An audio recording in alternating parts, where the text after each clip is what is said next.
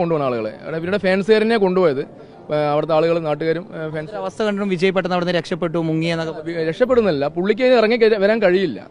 അങ്ങനെ വരാൻ കഴിയില്ലല്ലോ പുള്ളി രക്ഷപ്പെട്ടൊന്നുമില്ല. പുള്ളി അവിടെ തന്നെ ഉണ്ടായിരുന്നു.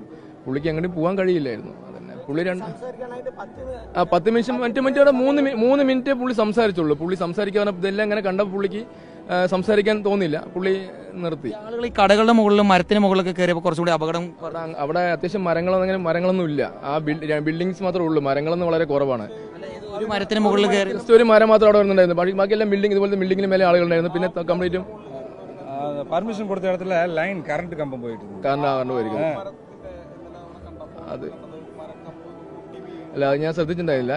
ഞാൻ കുറച്ചുകൂടെ പുറത്തായിരുന്നു. ഞാൻ ശ്രദ്ധിച്ചിട്ടുണ്ടായിരുന്നില്ല. കറണ്ട് പോയില്ലായിരുന്നെങ്കിൽ ആളുകൾ ആ ഭാഗത്ത് തന്നെ നിൽക്കുമായിരുന്നു അല്ലേ? കറണ്ട് പോയി ഭയങ്കര ഇരുട്ടായപ്പോൾ ആളുകൾ ഭയങ്കര ഒരു ഭീതി ശരിക്കും അവിടെ ഉണ്ടായി.